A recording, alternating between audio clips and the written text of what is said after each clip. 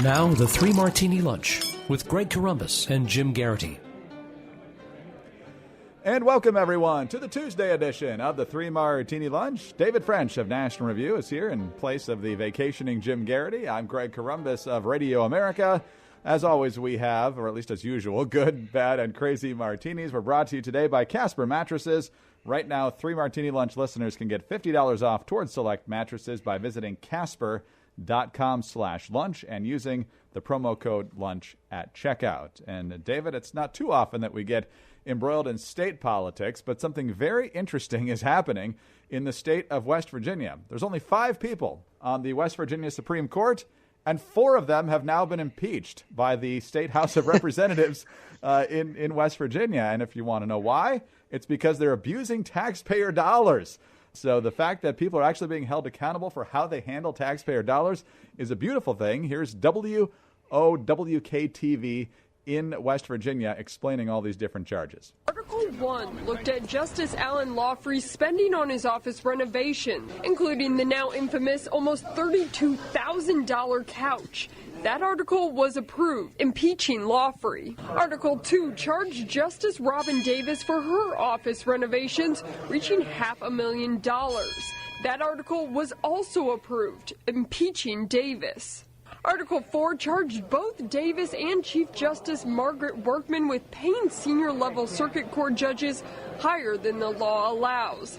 That article was also approved, impeaching Workman. Now, Article 12 was the first to charge Justice Elizabeth Walker for her spending on office renovations.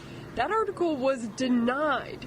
But in Article 14, all justices were charged, saying they should have done more to hold each other accountable. There, Lawfrey, Davis, Workman, and for the first time, Walker were impeached. So after 15 hours and 45 minutes, the articles of impeachment are headed to the Senate. So there you go, David. We don't know what will happen in the Senate or even what the threshold there is, actually. We've seen a few cabinet secretaries hit the door as a result of this, Tom Price, Scott Pruitt.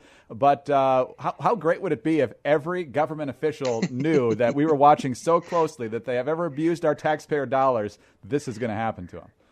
Yeah, that would be amazing, wouldn't it? I mean, one cautionary note on the story. I've been around state judicial politics long enough to know that there might be a little more to this story than we know about here in the national media.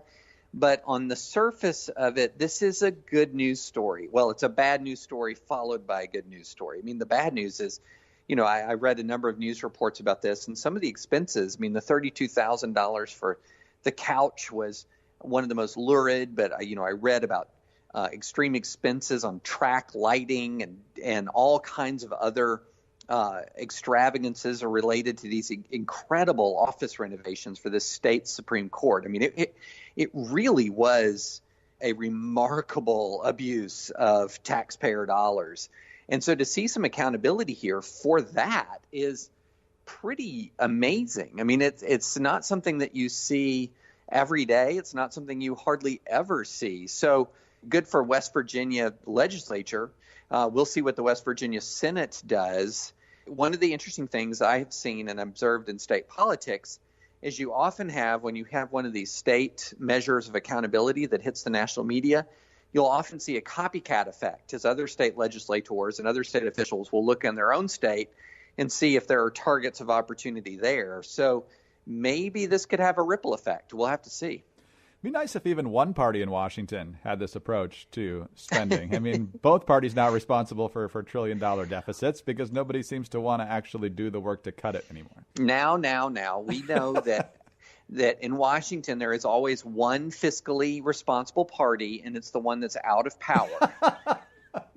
And so, that's at least we do have that. We can, I remember when Barack Obama was calling George W. Bush's deficits and spending unpatriotic, and then he blew the roof through the deficit spending in his time as president. And then, now the Tea Party has signed off on budget busting spending measures under the Trump administration. But we can always count on somebody who has no ability to do anything about it to complain. So we do have that at least. No, that's a good point. And sometimes you wonder when we have scandals like this, these people who think they're so entitled, we say, how do you sleep at night?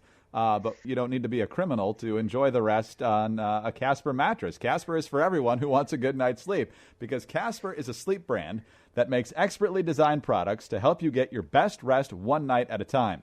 The experts at Casper work tirelessly to make a quality sleep surface that cradles your natural geometry. Even if you're not good at math, it still cradles your natural geometry in all the right places, because after all, you do spend, or at least you should spend, 1/3 of your life sleeping, so you should be comfortable. The original Casper mattress combines multiple supportive memory foams for a quality sleep surface with the right amounts of sink and bounce, probably better than that $32,000 couch, by the way. Yeah. Its breathable design helps you sleep cool and regulates your body temperature throughout the night. Casper now offers 2 other mattresses, the Wave and the Essential.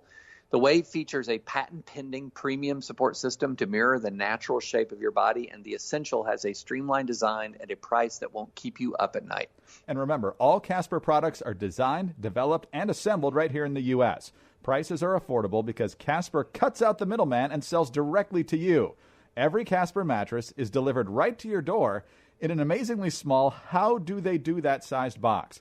Plus, there's free shipping and hassle-free returns anywhere in the U.S. and Canada. Plus, if that's not enough, you can be sure of your purchase because Casper gives you a 100-night risk-free sleep-on-it trial, more than 3 months to confirm that it's the right one for you, but you're not going to need nearly that much time.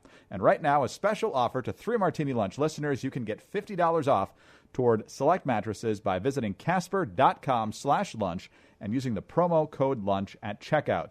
That's casper.com/lunch and use promo code lunch for $50 off select mattresses. Terms and conditions apply. All right, David, for our final 2 martinis here, we're going to rely on the expertise of a writer over at National Review named David Friend.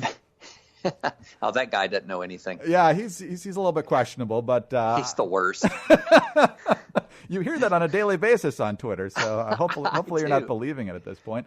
But let's go to the bad martini, and this is courtesy of the Ninth Circuit. We actually had the Ninth Circuit in the good martini a little while ago because they actually stood for the Second Amendment, but as you said in your opening sentence, we all knew it wouldn't last. So what they've done is upheld California's Unsafe Handgun Act, which requires new handguns sold in the state to have 3 key safety features. I'm reading directly from your piece here. First, new guns must have an indicator that shows when a round is loaded in the weapon's chamber. Second, new guns must have a magazine detachment mechanism that prevents the gun from discharging when a magazine is not in it.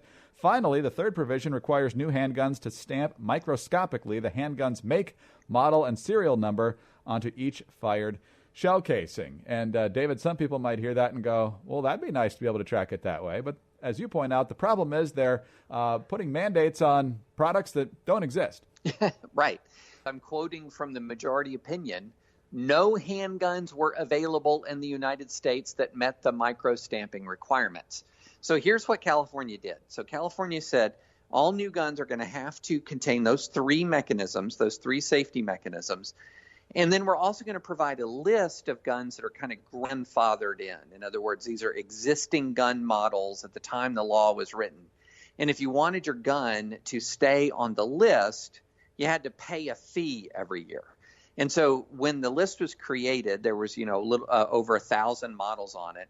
Now several hundred models have dropped off. So there's a diminishing number of available handguns. And at the same time, still, no one is offering for commercial sale a gun with micro-stamping technology. So here's the comparison. Imagine if the state of California said, we're going to pass the Unsafe Automobile Act, and that every new automobile has to have, well, let's say, 8 airbags. It also has to have self-driving technology, and it also has to be able to fly.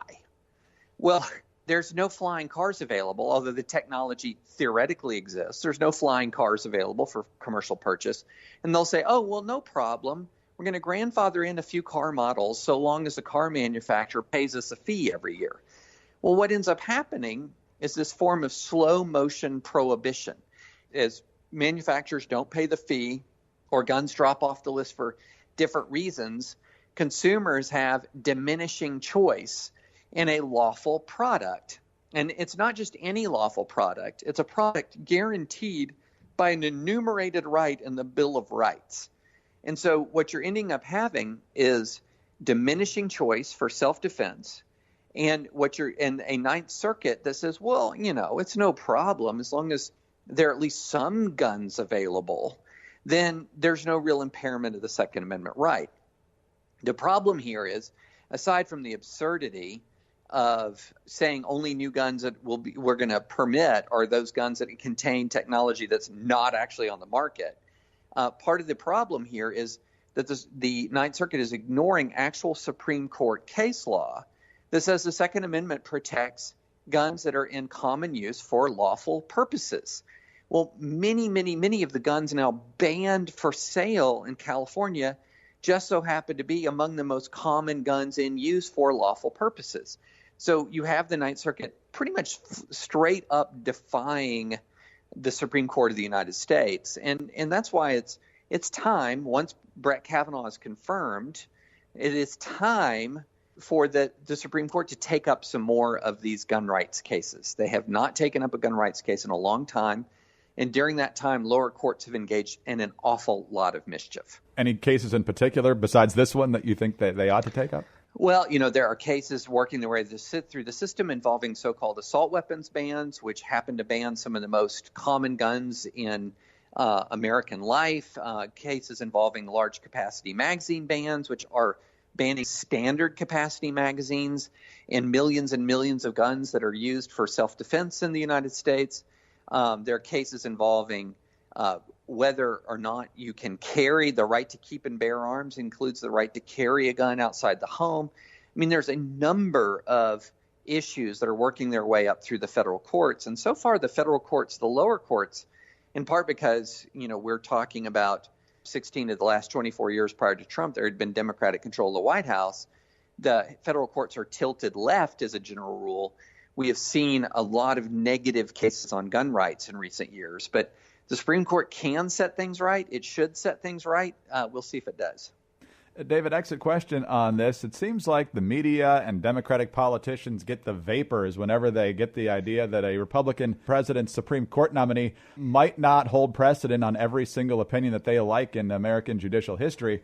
But these liberal lower court judges whose only job is to follow precedent, they apparently feel no compunction whatsoever about going against precedent. Well, what you have to understand is progressive jurisprudence is governed by what I like to call the social justice super clause. And that is that whatever the Constitution of the United States says, it is subordinate to the social justice super clause. That in the social justice super clause can be phrased like this: all decisions of this court shall advance the interests of social justice. And so what that means, in essence, is particularly for the most activist of judges, is that they will find a way to reverse engineer the law to get the outcome they want. And I called in the piece I wrote yesterday, I called the Ninth Circuit's decision in the Unsafe Handgun Act case a carnival funhouse of results-oriented jurisprudence. But that's what it was. And honestly, that's what we've seen in a number of cases in the era of Trump. It's as if many federal judges believe they are part of the resistance now. But that's not their role. Their role is to uphold the rule of law, to interpret the law. It is not to make the law. It is not to create and apply a social justice super clause. Wow. I think we've gotten past a tipping point on this, too, because before liberals would kind of have a wink and a nod, person who respects the rule of the law, and they'd kind of use vague language. And then you had Hillary Clinton in 2016 ticking off the political positions that any Supreme Court nominee that she would have needed to hold, whether it's Roe v. Wade or immigration or guns or anything else. Just amazing where the left has taken that issue. It's not at all surprising. I mean, when I was in law school, I had law professors at Harvard Law School saying, you determine the outcome you want, and then what the very good lawyer does is figure out a way to argue from precedent to get to that outcome. So the creativity and intellect of the lawyer is in manufacturing the result. No matter what law and precedent say, it's to try to figure out a way to jam it into the box that you want it to be in. And there's unfortunately, a lot of lawyers who look at the law that way, and there's a lot of judges that look at the law that way. Yeah, well, the lawyers, I understand. They've got a client, and they're trying to win a case. The judges should know better. All right, let's move on to one of your other stories here, David. There are a couple people out there now who, more than a couple really, on the political right officially, who say that the best thing that can happen for the Republican Party is for the Republicans to get crushed in the midterm elections. So they say it's important to elect Democrats across the board. You've got people like Michael Gerson, who served in the Bush administration, the second Bush administration. And then you've got people like Steve Schmidt out there. And I think there are some others. James Comey has also said that, although he's not exactly necessarily part of the right. He's a down-the-line Boy Scout. He just calls them as he sees them. He's perfectly impartial.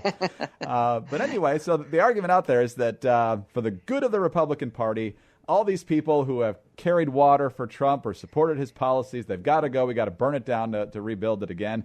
And David, you are no stranger to the Never Trump movement, but you are looking at this argument and saying, why in the world would I vote for people I categorically disagree with to punish people I do agree with? This argument honestly drives me a little bit crazy.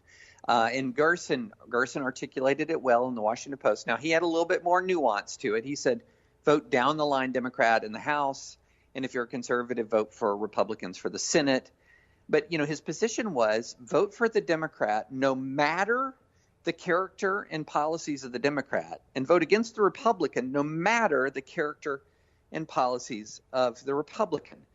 My position is really pretty simple. Why don't you vote on each race according to the candidates who are in the race, and vote for a person of good character who matches your political values as closely as possible.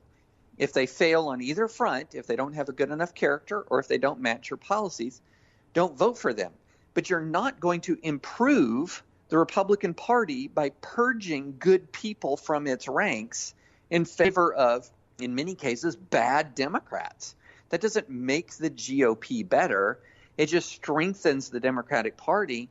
And also, given the benefits of incumbency and given the lack of term limits in Congress, you're talking about, giving Democrats perhaps years and years and years of advantage in the House and Senate because of Donald Trump. And the reality is, look, guess what, guys? You're going to have an opportunity to vote again on Donald Trump. And if you really don't like Donald Trump, 2020 is the time to deal with him. But if you really like your senator or you really like your Republican congressman, why on earth would you ditch them from Congress? And there's one other note I want to say about this notion of standing up to Trump. When you hear someone on the left say, well, that guy doesn't stand up to Trump, if you really look at it pretty closely, what you'll see is they'll often be saying, well, he doesn't stand up to Trump's policies. And so their view of standing up to Trump is frustrating Trump's policies. Well, what if you agree with Trump's policies? I agree with many of them. I was as never Trump as they came, but I like the judges he appoints. I thought the tax bill was reasonably okay. There are a number of things that he's done that I've liked. There's a number of things that he's done that I haven't liked. But there's this notion on the left that you're somehow a cowardly Republican unless you're engaging this massive resistance against everything Trump does. When the reality is there are some things that Trump's done that are out of bounds that, in fact, Congress has taken action. One of the reasons why he stepped away for example, from the family separation policy, is that there were bills about to wind their way through Congress, undoing it for him. And so he acted before Congress could undo the family separation policy for him. So, there are things that Congress has done. But, often when you hear the phrase, well, they're not standing up to Trump, we also have to ask, what does it mean to stand up for Trump? And yes, I know there are some members of the House and some members of the Senate who are completely sycophantic, who are completely attached to Trump. But guess what? Most of those guys are in the safest of the safe red districts. And so the practical effect of this sort of vote for Democrats, no matter what, would be to purge from the Republican Party all but the greatest Trump loyalists. And as you said, telling people how to vote in this one situation so we can achieve this one thing is how we get worse and worse politics, and in part how we got this president as well. Yeah, exactly. Treating every election like it's some ultimate crisis. So you're going to swallow your normal moral principles to vote for the lesser of two evils is exactly how we got into this political crisis to begin with. So the answer is keep doing that? No. Well, my answer is a little bit different. Impose a minimum threshold on character and a minimal threshold on policy. And if they fail either one of those thresholds, don't vote for them. But if they pass both of them, do. David, yeah, I generally like to clean these things up in primaries. If you want to take out your fellow Republican, find someone better to run against them. Right. Although in some places, frankly, the Republican primary voter is a menace. I'm thinking of Virginia with Corey Stewart and Alabama with Roy Moore. Come on, do better, guys. But as a general rule, you're right. All right. Well, David, good writing, good commentary. We'll do it again tomorrow. Talk to you then. Look forward to it. Thanks so much. David French of National Review. In for Jim Garrity today, I'm Greg Corombos of Radio America. Don't forget to check out our friends at Casper Mattresses. And right now you can get $50 off towards select mattresses by visiting casper.com/lunch and using the promo code lunch at checkout. And tune in again Wednesday for the next 3 Martini Lunch.